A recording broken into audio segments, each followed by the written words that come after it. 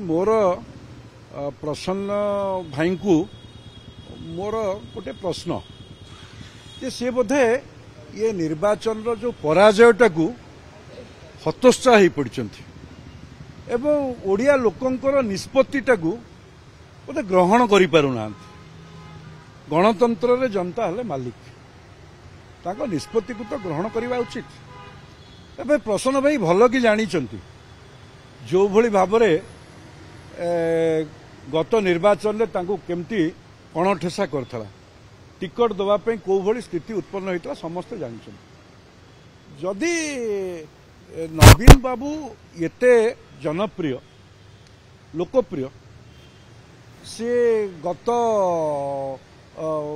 साधारण निर्वाचन रे कंटाबाजी निर्वाचन मंडली 16,344 भोट रे परास्त होते कहीं मु भावुची बोधे जो भारतीय जनता पार्टी ये 100 दिन अवधि भितर जो लोक कल्याण जन कल्याणकारी कार्यक्रम गुड़िक ता प्रति बोधे ईर्षान्वित होती। द्वितीय जितेबले प्रसन्न भाई भल कि जानी दल रे कौ भली आभ्यंतरीण स्थिति उत्पन्न होती कौ भली भाव दल भितर आउ एकक नेतृत्व थिला भली जना पड़ू ना सी सर्वजन विदित होती गणमाध्यम से कथा मध्य आसुची। दुई जन राज्यसभा सांसद मध्य आउ आस्था रखिपारि नाहंती दलर सभापति राज्य गणतांत्रिक विधि व्यवस्था थिला भली गणमाध्यम जानिछि एवं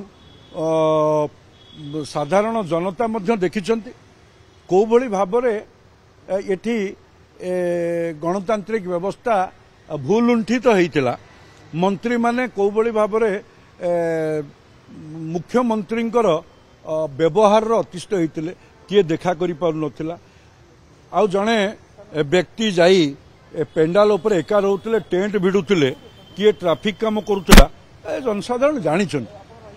परंतु वर्तमान एठी एक नूतन गणतांत्रिक विधि व्यवस्था राजनैतिक संस्कृति परंपरा राज्य में सृष्टि एठी मोहन माझींकर मुख्यमंत्रित्व जो जनकल्याणकारी कार्य लोकों पाखरे पहुंचुछि।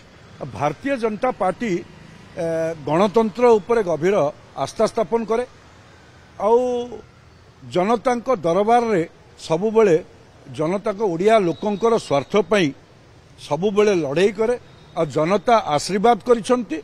से जन आशीर्वाद रे ए सरकार चलची। ए सरकार निश्चित रूपे ओडिशावासींकर ये जन कल्याण करिवो कल्याणकारी कार्य करिवो ओडिशा को आगामी दिन में भारत वर्षर श्रेष्ठ राज्य में परिणत करिवो।